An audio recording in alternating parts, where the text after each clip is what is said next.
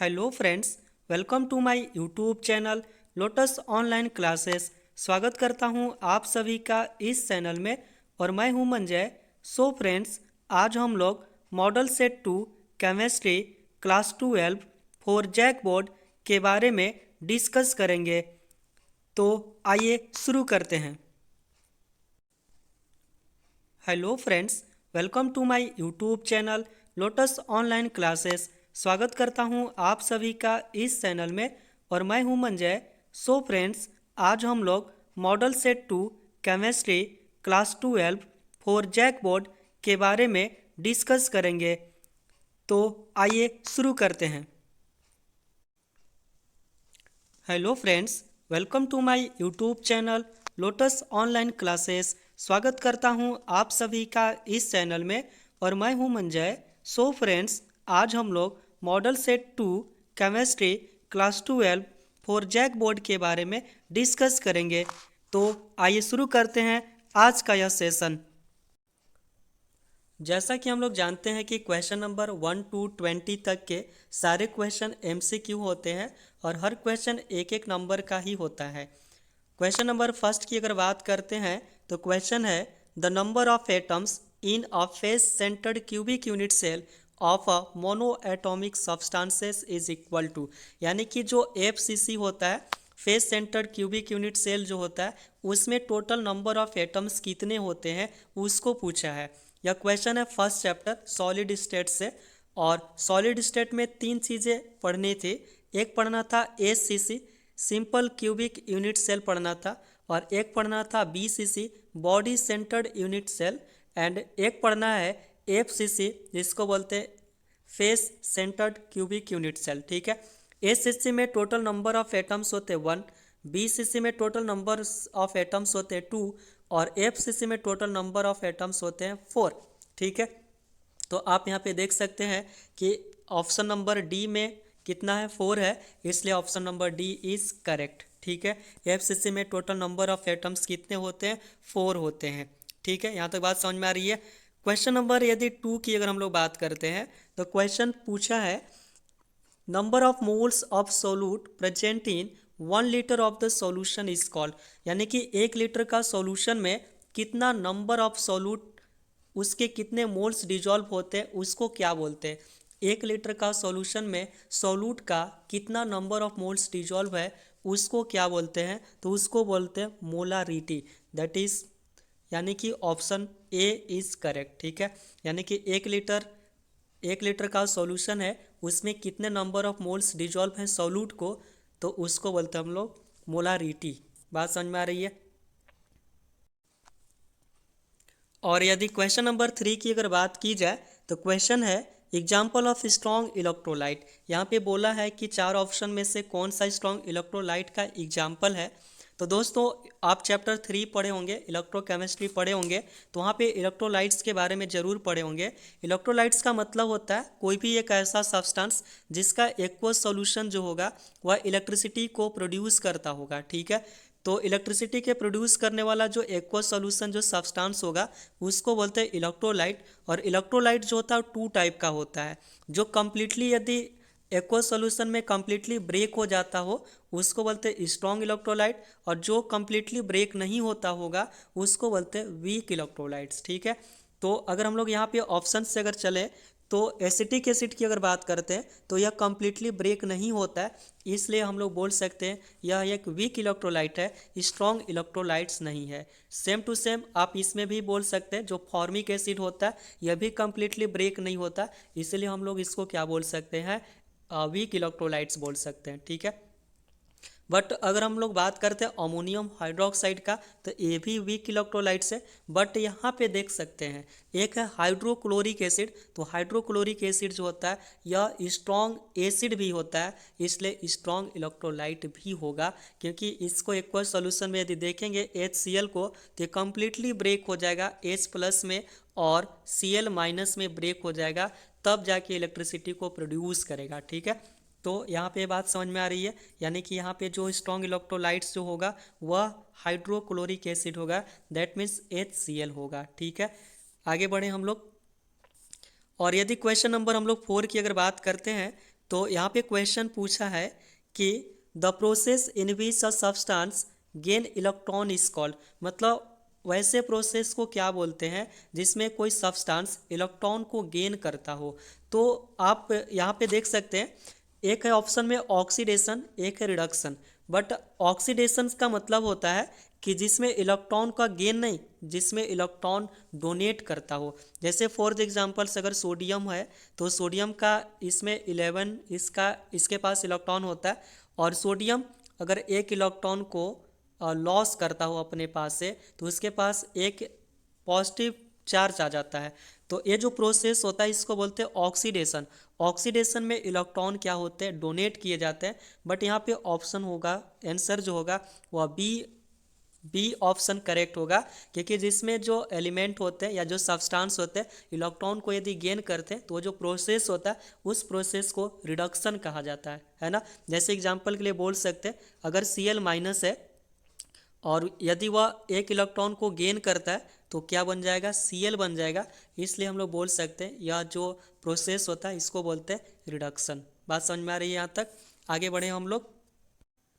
और question number यदि 5 की अगर बात करते हैं तो क्वेश्चन है, how much charge is required for the reduction of 1 mole of Cu2 positive ions to Cu, मतलब Cu2 पॉजिटिव से Cu बनने में 1 मोल जो उसका कंसंट्रेशन दिया हुआ है तो उसमें कितने चार्ज रिक्वायर्ड होंगे उसको बताना है। ठीक है, मतलब Cu2 पॉजिटिव से Cu जो उसका रिडक्शन होगा 1 मोल का, तो आप उसमें बताना कि कितने चार्ज उसमें लगेंगे। ठीक है, सबसे पहले इसका हम लोग इक्वेशन बनाने की कोशिश करते हैं कि आखिर यह कैसे Cu2 पॉजिटिव से Cu बना होगा।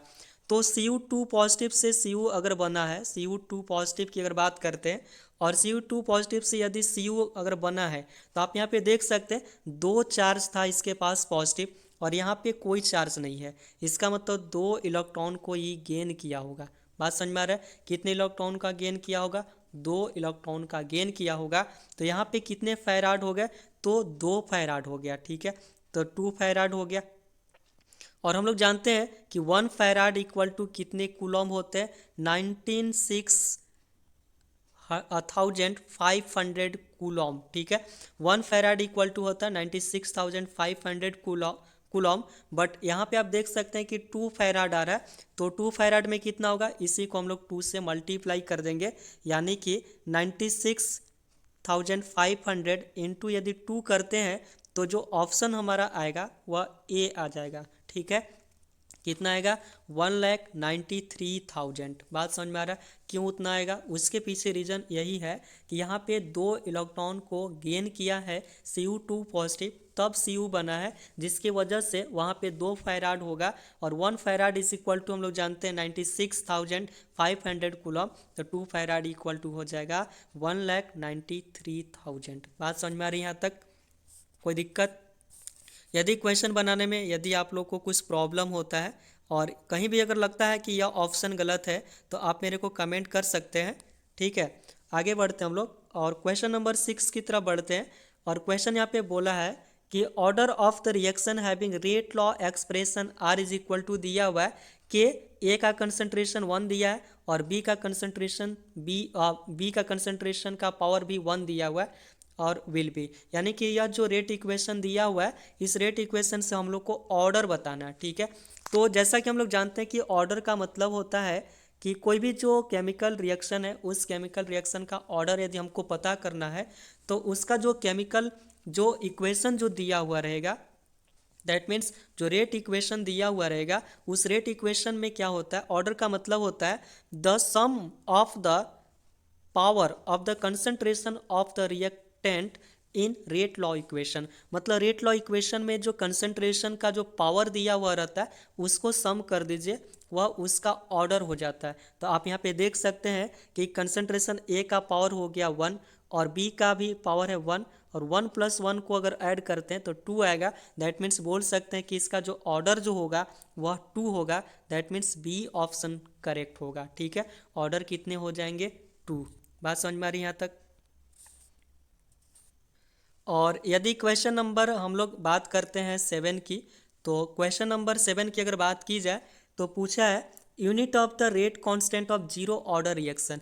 जीरो ऑर्डर रिएक्शन का यूनिट पूछा है कि उसका यूनिट क्या होता है। तो जो पर सेकेंड होता है फर्स्ट ऑर्डर रिएक्शन का यूनिट होता है, और ये जो बी ऑप्शन है मोल पर लीटर पर सेकेंड, यह होता है जीरो ऑर्डर ऑफ रिएक्शन का रेट कांस्टेंट का यूनिट। यहाँ तक बात समझ में आ रही है। यह क्वेश्चन है चैप्टर 4 से, केमिकल काइनेटिक्स का है। और केमिकल काइनेटिक्स जो चैप्टर होता है वह बहुत ही इंपॉर्टेंट चैप्टर है, क्योंकि यहाँ से आपको न्यूमेरिकल भी देखने को मिलेंगे, ठीक ना। और यहाँ से 5 मार्क्स के भी न्यूमेरिकल बन जाते थे पहले, बट अब जो सिलेबस चेंज हुआ है तो उसमें हो सकता है कि 7 मार्क्स का न्यूमेरिकल पूछते केमिकल काइनेटिक्स से। तो यहाँ पे जो यूनिट होगा वह बी जो ऑप्शन है वो करेक्ट होगा। और यदि हम लोग क्वेश्चन नंबर 8 की अगर बात करते हैं तो यहाँ पे पूछा कि शेप ऑफ XeF4, ठीक है। XeF4 का शेप पूछा है, तो शेप होता है स्क्वायर प्लेनर, ठीक है। स्क्वायर प्लेनर क्यों होगा, आप ऐसा देख सकते हैं, यह होता है जेनॉन, ठीक है। और जेनॉन के साथ चार जो होता है उसमें फ्लोरीन चार उसमें जोड़ दीजिए इस टाइप से, ठीक है। ये हो गया फ्लोरीन चार जोड़ दिए, और दो इसके पास लोन पेयर ऑफ इलेक्ट्रॉन्स होते हैं, तो इसको भी आप यहाँ पे लिख सकते हैं इस टाइप का। तो यह आप शेप से भी पता चल रहा है कि यह कैसा बनेगा, स्क्वायर जैसा बनेगा, तो स्क्वायर प्लेनर इसका शेप हो गया, ठीक है। टेट्राहेड्रल शेप नहीं होता है दोस्तों, आप यहाँ पे भूल कर भी टेट्राहेड्रल नहीं लगाएंगे, तो जो इसका शेप होगा वो होगा स्क्वायर प्लेनर। बात समझ में आ रही है। तो क्वेश्चन है which of the following is water soluble, मतलब इसमें जो विटामिन दिया हुआ है और उसमें पूछा है कौन से विटामिन जो होता है वो वाटर सोलुबल होता है, तो विटामिन सी जो होता है वो वाटर सोलुबल होता है। बाकी डी और इसके बाद विटामिन ए और विटामिन इसके बाद हो गया ई, ये सारे वाटर सोलुबल नहीं होते, और ये सारे होते हैं आपका वाइल्ड सोलुबल बोल सकते हैं, या फिर फैट सोलुबल विटामिन होते हैं, ठीक है। तो आप हमेशा याद रखेंगे विटामिन बी और विटामिन सी जो होता है यह वाटर सोलुबल विटामिन है। बात समझ में आ रही है यहाँ तक। और यदि क्वेश्चन नंबर 10 की अगर हम लोग बात करते हैं तो यहाँ पे पूछा है कि क्लोरोबेंजीन को रिएक्शन कराया जाएगा, मतलब क्लोरोबेंजीन को NaOH से रिएक्शन कराते हैं 623 केल्विन टेम्परेचर और 300 ATM pressure in the presence of acid, तो प्रोडक्ट क्या बनेगा, ठीक है। तो आप यहाँ पे देख सकते हैं कि सोडियम जो होता है सोडियम पे पॉजिटिव चार्ज होगा क्योंकि मेटल है, क्लोरीन पे नेगेटिव चार्ज होगा क्योंकि नॉन मेटल है। तो जो प्रोडक्ट बनेगा वह कैसा बनेगा, तो क्लोरीन और सोडियम जो होगा वह टूटकर बाहर निकल जाएंगे, दैट मीन्स NaCl टूटकर बाहर निकलेगा। तो इसके बाद जो बच जाएगा OH बच जाएगा, और OH को बेंजीन के साथ यदि हम लोग जोड़ देंगे तो जो ऑप्शन डी होगा वह मेरा प्रोडक्ट बनेगा, दैट मीन्स फिनॉल जो प्रोडक्ट बनने वाला है, ठीक है। यहाँ तक बात समझ में आ रही है, क्योंकि यहाँ पे सोडियम पॉजिटिव चार्ज है उस पे और क्लोरीन पे नेगेटिव चार्ज है, इसलिए NaCl टूटकर बाहर निकलेगा तो OH बच जाएगा, तो बेंजीन के साथ OH यदि जोड़ देंगे तो मेरा फिनॉल बन जाएगा। यहाँ तक ठीक है, बात समझ में आ रही है, डाउट तो नहीं है, ठीक है। और यदि क्वेश्चन नंबर हम लोग 11 की अगर बात करते हैं तो पूछा है कि which of the flowing has lowest dipole moment, ठीक है। मतलब यहाँ पे जो कंपाउंड दिया हुआ है, चार कंपाउंड दिया हुआ है, चारों कंपाउंड में सबसे कम जो डाइपोल मोमेंट होता है वो किसका होता है, तो आप CCl4 का यदि देखेंगे तो जो डाइपोल मोमेंट होता है CCl4 का वह 0 होता है, बहुत ही कम, यानी कि ऑप्शन डी इज करेक्ट, ठीक है। और आगे बढ़ते हम लोग क्वेश्चन नंबर यदि 12 की अगर बात करते हैं तो क्वेश्चन है equimolar mixture of HCl and ZnCl2 is known as, मतलब HCl और ZnCl2 का इक्विमोलर जो मिक्सचर होता है उसको क्या बोलते हैं। इक्विमोलर का मतलब होता है कि जो दोनों सेम क्वांटिटी में होना चाहिए, दोनों इक्वल क्वांटिटी में होना चाहिए, ठीक है। तो इसको बोलते हैं ल्यूकस रीएजेंट, याद रखेंगे। दोनों का अगर इक्विमोलर है HCl और ZnCl2 का तो उसको बोलते हैं ल्यूकस रीएजेंट। बात समझ में आ रही है यहाँ तक। आगे बढ़े हम लोग, और क्वेश्चन नंबर 13 की अगर बात करते हैं तो क्वेश्चन है which of the following is least soluble in water, यानी कि यहाँ पे चारों ऑप्शन में कौन सा ऐसा ऑप्शन होगा और कौन सा ऐसा प्रोडक्ट होगा जो वाटर में कम डिजॉल्व होगा।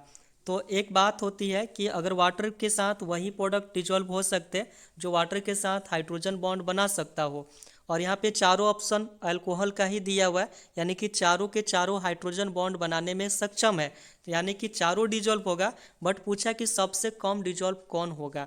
तो जैसे जैसे अगर मान लेते हैं कार्बन की संख्या बढ़ाते हैं तो सोलुबिलिटी जो होता है वो डिक्रीज करता जाता है। तो आप देखेंगे चारों ऑप्शन में चारों में 4 कार्बन है, यानी कि यहाँ पे कार्बन भी बढ़ नहीं रहा है भाई, कार्बन भी सेम है। तो अब क्या देख सकते हैं हम लोग कि जैसे जैसे ब्रांच बढ़ता है वैसे वैसे सोलुबिलिटी बढ़ती जाती है, यानी कि जिसका ज़्यादा ब्रांच होगा वो ज़्यादा डिजॉल्व होगा। ठीक है, तो आप देख सकते हैं यानी कि सबसे ज़्यादा जो डिजॉल्व होगा वह सी होगा, क्योंकि इसके पास ज़्यादा ब्रांच है। इसके बाद बी होगा, इसके बाद डी होगा। तब सबसे कम जो डिजॉल्व हो सकता है वाटर में वह ऑप्शन नंबर ए होगा, क्योंकि वाटर में सबसे कम डिजॉल्व यही हो सकता है, क्योंकि इसमें कोई ब्रांच भी नहीं है, नॉर्मल है, और इसमें आपको बॉन्ड टूटने में प्रॉब्लम होगा ज़्यादा, जिसके वजह से क्या होगा, और जिसके वजह से वाटर में कम डिजॉल्व होगा। यहाँ तक बात समझ में आ रही है। आगे बढ़े हम लोग, और इसी प्रकार से अगर क्वेश्चन नंबर हम लोग 14 की अगर बात करते हैं तो क्वेश्चन 14 में पूछा है कि which of the following is primary alcohol. Primary alcohol किसको बोलते हैं? तो प्राइमरी अल्कोहल का मतलब होता है जो 1 डिग्री कार्बन के साथ जुड़ा होगा। ठीक है, अब 1 डिग्री कार्बन क्या होता है भाई? 1 डिग्री का मतलब होता है दोस्तों कि एक ऐसा कार्बन जो चाहे तो सिंगल हो या फिर कम से कम या फिर अधिक से अधिक एक कार्बन के साथ जुड़ा हो, है ना। चाहे तो सिंगल होना चाहिए या फिर अधिक से अधिक एक कार्बन के साथ जुड़ा होना चाहिए, तो उसको बोलते हैं 1 डिग्री कार्बन। ये भी 1 डिग्री कार्बन बोल सकते हैं और इसको भी हम लोग 1 डिग्री कार्बन बोल सकते हैं। ठीक है, अगर बात करते हैं 2 डिग्री की, तो 2 डिग्री का मतलब होता है एक ऐसा कार्बन होगा जो अधिक से अधिक 2 कार्बन के साथ जुड़ा होना चाहिए। यानी कि अगर हम लोग इस कार्बन की अगर बात करते थे एक ही कार्बन के साथ जुड़ा है इसलिए इसको 1 डिग्री बोलेंगे, और ये इस कार्बन की बात करते थे भी एक कार्बन के साथ जुड़ा है तो इसको भी 1 डिग्री बोलेंगे। बट इस कार्बन की अगर बात करते हैं तो यह 2 कार्बन के साथ जुड़ा है इसलिए इसको 2 डिग्री बोलते हैं। ठीक है, और इसी में अगर एक और ब्रांच अगर हम लगा देते हैं, जोड़ देते हैं, तो 3 कार्बन के साथ जुड़ जाएगा, इसलिए इसको 3 डिग्री कार्बन भी बोल सकते हैं। ठीक है, तो 1 डिग्री जो कार्बन होता है उसको बोलते हैं प्राइमरी। ठीक है, 2 डिग्री जो होता है उसको बोलते हैं सेकेंडरी, और 3 डिग्री कार्बन को बोलते हैं उसको बोलते हैं टर्शियरी। ठीक है, यहाँ तक बात समझ में आ रही है। चैप्टर भी पढ़े होंगे तो वहाँ पे और अच्छे से समझे होंगे, डीपली पढ़े भी होंगे। तो पूछा है कि प्राइमरी अल्कोहल क्या होगा, तो प्राइमरी अल्कोहल का मतलब जो 1 डिग्री कार्बन के साथ जो जुड़ेगा, है ना, OH ग्रुप 1 डिग्री कार्बन के साथ ऑप्शन नंबर ए में ही जुड़ा हुआ है, यानी कि यही होगा primary alcohol, that means 1 degree alcohol. बात समझ में आ रही है। इसमें नहीं होगा क्योंकि आप देखे होंगे बेंजीन में सिंगल बॉन्ड और डबल बॉन्ड होता है, और यहाँ पे हर कार्बन जो होता है आपका 2 डिग्री का होता है ना। बेंजीन का स्ट्रक्चर आप देखेंगे तो कुछ इस प्रकार से होता है, तो हर कार्बन एक दूसरे के साथ जुड़ा होता है, इसीलिए यहाँ पे जो कार्बन होगा 2 डिग्री कार्बन होगा, और अल्कोहल भी जो होगा वह 2 डिग्री ही होगा। तो 1 डिग्री अगर अल्कोहल की अगर बात करते हैं तो ऑप्शन ए में ही होगा, क्योंकि ऑप्शन ए में OH ग्रुप 1 डिग्री कार्बन के साथ जुड़ा है, इसलिए primary alcohol option number A is correct. यहाँ तक बात समझ में आ रही है। और उसी प्रकार से हम लोग आगे बढ़ते हैं, और क्वेश्चन है 15, पूछा है प्रोडक्ट ऑफ द रिएक्शन। ये जो रिएक्शन है इसका प्रोडक्ट क्या होगा। आप यहाँ पे देख सकते हैं ईथर है, और यह है प्रोपाइल है, और ये मिथाइल है, तो यह है मिथाइल प्रोपाइल ईथर है। तो उससे पूछा है कि उसको HI के साथ रिएक्शन कराएंगे तो क्या बनेगा। तो आप देख सकते हैं कि ऑक्सीजन जो होता है, ऑक्सीजन का मतलब उस पर नेगेटिव चार्ज होगा, तो जब इस पे नेगेटिव चार्ज होगा तो बगल वाला कार्बन पे पॉजिटिव चार्ज हो जाएगा, और हम लोग जानते हैं कि हाइड्रोजन पे पॉजिटिव चार्ज होता है और आयोडीन पे नेगेटिव चार्ज होता है। इसका मतलब ऐसे भी आप देख सकते हैं पॉजिटिव जो होगा वह नेगेटिव के साथ जुड़ जाएगा, यानी कि हाइड्रोजन जो जुड़ने वाला है वह ऑक्सीजन के साथ जुड़ जाएगा, तो प्रोडक्ट क्या बन जाएगा CH3 CH2 CH2O, और हाइड्रोजन जुड़ जाएगा तो OH बन जाएगा, पहला चीज़ बनेगा। और दूसरा बच गया CH3 और I, तो प्लस में बन जाएगा CH3I, यानी कि ऑप्शन ए में ही मिल रहा है, तो यानी कि ऑप्शन ए जो होगा वो करेक्ट होगा। ठीक है, आप रिएक्शन का मैकेनिज्म भी बना सकते हैं, क्योंकि ऑक्सीजन पे नेगेटिव चार्ज था तो हाइड्रोजन उसके साथ जुड़ जाएगा, और CH3 पे पॉजिटिव चार्ज आएगा तो आयोडीन पे नेगेटिव, इसलिए CH3I जुड़ जाएगा। ठीक है, आगे बढ़े हम लोग, इसमें कोई डाउट नहीं होना चाहिए आप लोगों को। और यदि हम लोग क्वेश्चन नंबर 16 की अगर बात करते हैं तो यहाँ पे पूछा है क्वेश्चन, बेंजीन है और उसमें एसिटल क्लोराइड को जोड़ दिया गया, मतलब यहाँ पे देख सकते हैं वह एक फंक्शनल ग्रुप होता है। तो आप देख सकते हैं एसाइल क्लोराइड है, तो बेंजीन के साथ एसाइल क्लोराइड है और उसको रिएक्शन कराया जाए, रिडक्शन करा रहे हैं, है ना। तो रिडक्शन यदि जब भी कराएंगे तो आप देख सकते हैं H2 मतलब क्या, दो हाइड्रोजन, है ना। H2 का मतलब दो हाइड्रोजन। तो अगर इसके साथ रिएक्शन कराएंगे तो कैसे हम लोग बना सकते हैं प्रोडक्ट, खुद से भी बना सकते हैं। H और H लिख दीजिए, तो एक HCl टूट कर बाहर निकल जाएगा और जो एक हाइड्रोजन जो बचेगा उसमें जोड़ देंगे, यानी कि बेंजीन भी होगा, C डबल बॉन्ड O भी होगा और H भी होगा, यानी कि ऑप्शन बी जो होगा वो करेक्ट होगा। ठीक है, यानी कि वहाँ से बनेगा रिडक्शन जब भी कराएंगे तो एल्डिहाइड बनेगा, यानी कि ऑप्शन बी इज करेक्ट। और क्वेश्चन नंबर 17 की अगर बात करते हैं तो which of the flowing has highest boiling point, यानी कि इसमें पूछा है कि सबसे ज़्यादा बॉइलिंग पॉइंट जो होता है वह किसका होता है। तो सबसे ज़्यादा बॉइलिंग पॉइंट की अगर बात करते हैं, जैसे जैसे कार्बन की संख्या बढ़ाते हैं तो उसका बॉइलिंग पॉइंट भी बढ़ता जाता है। बट यहाँ पे देख सकते हैं कि बॉइलिंग पॉइंट में कार्बन की संख्या इसमें भी 4 है और इसमें भी 4 है, बट अल्कोहल का बॉइलिंग पॉइंट जो होता है वो सबसे ज़्यादा होता है, यानी कि ऑप्शन नंबर बी जो होगा वो करेक्ट होगा। आप पढ़े भी होंगे, देखे भी होंगे, जब वहाँ पे चैप्टर पढ़े होंगे तो बहुत सारे compare physical and chemical properties पढ़े होंगे जिसमें बॉइलिंग पॉइंट पूछा होगा। तो अल्कोहल का जो बॉइलिंग पॉइंट होता है उसके कॉरिस्पॉन्डिंग जो हाइड्रोकार्बन होता है उससे भी ज़्यादा होता है, यानी कि यहाँ पे देख सकते हैं पेंटेन है, पेंटेन से भी क्या होगा, ज़्यादा होगा। ठीक है, बात समझ में आ रही है। और क्वेश्चन नंबर 18 की अगर बात करते हैं तो यहाँ पे है साइक्लोपेंटेन। ठीक है, इसका नाम है साइक्लोपेंटेन और साइक्लोपेंटेन को NH2OH के साथ रिएक्शन कराया जा रहा है, तो जो प्रोडक्ट बनेगा वो क्या बनेगा, और इस रिएक्शन को हम लोग इस प्रकार से समझ सकते हैं, है ना। तो ये है साइक्लोपेंटेन, तो देख सकते हैं ऐसा ई हो गया मेरा साइक्लोपेंटेन, डबल बॉन्ड हो गया, इसके साथ ऑक्सीजन हो गए। और इसको हम लोग इस प्रकार से भी लिख सकते हैं, क्या NH2 है तो H2 को इधर लिख दिए और OH को इधर लिख सकते हैं। तो जो प्रोडक्ट बनेगा वह H2 और O या टूट कर बाहर निकल जाएगा, यानी कि H2O टूट कर बाहर निकल गया तो क्या बच गया। और यहाँ पे आप देख सकते हैं कि जो साइक्लोपेंटेन था उस साइक्लोपेंटेन में डबल बॉन्ड बच गया और इधर बच गया N और इसके बाद बच गया OH, यानी कि जो साइक्लोपेंटेन होगा अब वहाँ पे देख सकते हैं क्या क्या जुड़ गया, नाइट्रोजन बचेगा और OH बचेगा, H2O तो टूट कर बाहर निकल ही गया, यानी कि ऑप्शन सी जो होगा वो करेक्ट होगा। ठीक है,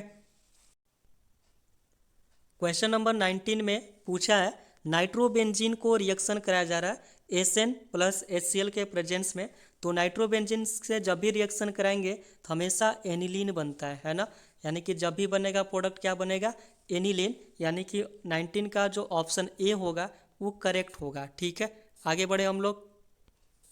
क्वेश्चन नंबर 20 की अगर बात करते हैं तो क्वेश्चन पूछा है which of the following is tertiary amine. वाह क्या क्वेश्चन है यार, कह रहा है कि टर्शियरी एमीन जो होगा उसका एग्जाम्पल इसमें से कौन सा होगा। तो सबसे पहले समझ लेते हैं कि टर्शियरी एमीन क्या होता है। एमीन का मतलब होता है it is derivative of ammonia, मतलब एमीन जो बनता है वो अमोनिया से बनता है और अमोनिया का फार्मूला आप लोग जानते होंगे, वो होता है NH3। ठीक है, तो NH3 कैसे बनता है आप देख सकते हैं, एमीन बनने के पीछे रीजन क्या क्या होता है। तो अमोनिया से एक हाइड्रोजन को हटा दीजिए और वहाँ पे एक अल्काइल ग्रुप को जोड़ दीजिए। ठीक है, तो बन जाएगा RNH2 बनेगा, तो ये होता है 1 डिग्री एमीन। ठीक है, और यदि दो हाइड्रोजन को हटा देंगे और इसके साथ दो अल्काइल ग्रुप को जोड़ दीजिए 2RNH बचेगा, तो ये हो जाएगा 2 degree amine, that means secondary. और तीनों हाइड्रोजन को यदि हटा दिया जाए और तीनों हाइड्रोजन को हटाकर तीन इसमें अल्काइल ग्रुप को जोड़ दिया जाए तो ये हो जाएगा 3 डिग्री एमीन, यानी कि टर्शियरी एमीन हो जाएगा। आर का मतलब अल्काइल ग्रुप होता है, तो आप देख सकते हैं कि कोई ऐसा है जिसमें केवल नाइट्रोजन बचा हुआ होना चाहिए और तीनों जो बॉन्ड होगा कोई ना कोई अल्काइल ग्रुप से होना चाहिए। तो आप ऑप्शन नंबर डी यदि आप देखेंगे तो डी में केवल नाइट्रोजन है और नाइट्रोजन के साथ तीन अल्काइल ग्रुप C3H5, यहाँ पे गलत लिखा हुआ है, C3H5 नहीं होगा, C2H5 होगा। ठीक है, उसको सुधार लेंगे। ठीक ना। C2H5 जो है वह 3 है और नाइट्रोजन के साथ उसको जोड़ दिया गया है, ठीक ना। तो ऑप्शन डी जो होगा वो करेक्ट होगा, ठीक है। आगे बढ़े हम लोग इसी प्रकार से। और क्वेश्चन नंबर 21 की अगर बात करते हैं तो यहाँ पे क्वेश्चन 21 से 27 तक के क्वेश्चन है, वह सारे question fill in the blanks है और आपको हर क्वेश्चन एक एक मार्क्स का ही है। तो क्वेश्चन नंबर 21 से 21 को देखते हैं। पूछा है the phenomena of zig zag motion of colloidal particles is known as, मतलब जो कोलाइडल पार्टिकल्स होते हैं और उसका जो जिगजैग जो मोशन होता है उसको क्या बोलते हैं। तो फर्स्ट ऑफ ऑल जो कोलाइडल पार्टिकल्स होता है उसका जो उस पर जो एक्सपेरिमेंट किए थे एक साइंटिस्ट थे जिनका नाम था ब्राउनी, और ब्राउनी ने जब सबसे पहले देखा था उसके जिगजैग मोशन को तो उन्हीं के नाम पे उसका नाम रख दिया गया ब्राउनी मूवमेंट, ठीक है।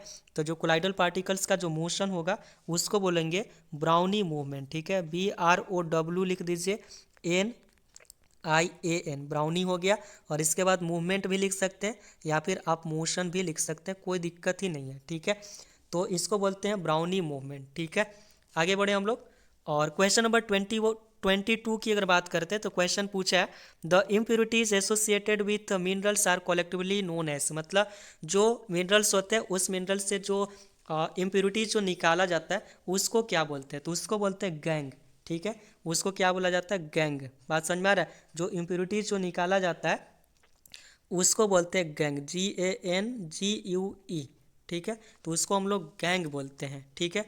आगे बढ़े हम लोग। और यहाँ पे क्वेश्चन नंबर 33 की अगर बात करते हैं हम लोग तो क्वेश्चन है the halogen which does not shows variable oxidation state, मतलब पूछा है कि जो हैलोजन फैमिली होता है उस हैलोजन फैमिली में कौन से ऐसे एलिमेंट होता है जो शो नहीं करता वेरिएबल ऑक्सीडेशन स्टेट को, ठीक है। तो हैलोजन फैमिली में 4 एलिमेंट्स होते हैं, फ्लोरीन होता है और इसके बाद क्लोरीन होता है, ब्रोमीन होता है और आयोडीन होता है। तो आप देख सकते हैं फ्लोरीन का जो एटॉमिक नंबर होता है वो 9 होता है, ठीक है। 9 होता है और इसमें d ऑर्बिटल नहीं पाया जाता, जिसके वजह से इसमें जो वेरिएबल जो ऑक्सीडेशन स्टेट होते हैं वो नहीं पाए जाते हैं। तो आप यहाँ पे क्या भर सकते हैं, किसको लिखेंगे, तो यहाँ पे फ्लोरीन को लिखेंगे, मतलब F को लिखेंगे, ठीक है। आगे बढ़े हम लोग। और आप क्वेश्चन नंबर 24 की अगर बात करते हैं हम लोग तो यहाँ पे क्वेश्चन पूछा है, क्वेश्चन है the outer electronic configuration of chromium, chromium का जो आउटर इलेक्ट्रॉनिक कॉन्फ़िगरेशन होता है वह क्या होता है, ठीक है। आउटर का मतलब जो बाहरी का जो उसका इलेक्ट्रॉनिक कॉन्फ़िगरेशन होता है उसको पूछा है। तो बाहर का इलेक्ट्रॉनिक कॉन्फ़िगरेशन इसका होता है 4s1 और 3d5, है ना। 4s1 और 3d5। क्रोमियम का एटॉमिक नंबर होता है 24, तो उसका जो इलेक्ट्रॉनिक कॉन्फ़िगरेशन होता है बाहर का 4s1 3d5, या फिर आप लिख सकते हैं 3d5 4s1, ठीक है। आप इस प्रकार से भी लिख सकते हैं, कोई दिक्कत ही नहीं है। 5 पूछा है कि द शुगर इन RNA, ठीक है। RNA में कौन सा शुगर होता है उसका नाम पूछा है। तो RNA में जो शुगर होता है उस होता है राइबोज, है ना। कौन सा शुगर होता है, राइबोज होता है। क्योंकि आप RNA का देखे होंगे, फुल फॉर्म भी पढ़े होंगे, तो वह होता है राइबोस न्यूक्लिक एसिड, ठीक है। और DNA का होता है डीऑक्सी राइबोस न्यूक्लिक एसिड। तो RNA में जो शुगर होता है वो उसका नाम है राइबोस, ठीक है। और क्वेश्चन नंबर 26 में पूछा है natural rubber is polymer of, है ना। नेचुरल जो रबर होता है वो किसका पॉलीमर होता है, इसका मतलब इसमें मोनोमर पूछा है। और आप पढ़े होंगे नेचुरल रबर में जो मोनोमर होता है वो होता है आइसोप्रीन, है ना। क्या होता है, आइसोप्रीन होता है, आइसोप्रीन, ठीक है। और आइसोप्रीन किसको बोलते हैं भाई, तो वो बोलते हैं 2 मिथाइल, आप लिख सकते हैं यहाँ पे, उसको बोलते हैं 2 मिथाइल, 2 हो गया 2 मिथाइल 1,3, 2 मिथाइल 1,3 डाई, या फिर 1,3 ब्यूटा डाई इन भी लिख सकते हैं, ब्यूटा डाई इन, ठीक है। तो ये होता है आपका आइसोप्रीन। और आइसोप्रीन ही होता है नेचुरल जो रबर होता है, या जो नेचुरल रबर जो होता है वह किसका पॉलीमर होता है, आइसोप्रीन का, ठीक है। जिसको बोलते हैं 2 मिथाइल 1,3 ब्यूटा डाई इन, इसका नाम है क्वेश्चन नंबर 27 की अगर बात करते हैं तो पूछा chemical used for reducing pain are called, यानी कि अगर दर्द होता है तो दर्द में कौन सी दवा का यूज़ करते हैं हम लोग, कौन सा ऐसा केमिकल पदार्थ होता है, केमिकल जो सब्सटेंस होता है जिसको यूज़ करते हैं अगर दर्द होता है तो उस दर्द को हटाने के लिए। तो वहाँ पे यूज़ करते हैं, आप नाम सुने होंगे पैरासीटामोल, ठीक है। लेकिन पैरासीटामोल जो वह उसका कंपोजिशन होता है, बट जो उसका नाम होता है वो होता है एनाल्जेसिक्स, है ना, उसको बोलते हैं एनाल्जेसिक्स, ANAL, और इसके बाद हो गया GESICS, ठीक ना, जिसको बोलते हैं एनाल्जेसिक्स। और यहाँ पे पैरासीटामोल इसका कंपोजिशन होता है। तो जो केमिकल जो यूज़ किया जाता है दर्द होने पर उसको हटाने के लिए, उसके रिलीफ के लिए, जिसको पेन किलर के नाम से भी जानते हैं, वो होता है एनाल्जेसिक्स, ठीक है। यहाँ तक बात समझ में आ रही है। अगर आप लोग को कोई भी क्वेश्चन में डाउट होगा, यदि आपको लगता होगा कि ये ऑप्शन गलत है, तो आप कमेंट कर सकते हैं। और मिलते हैं नेक्स्ट वीडियो में, और वहाँ पे हम लोग क्वेश्चन नंबर जो 28 से जो भी क्वेश्चन बचा हुआ है उसको हम लोग डिस्कस करेंगे। तो मिलते हैं नेक्स्ट वीडियो में, तब तक के लिए बाय।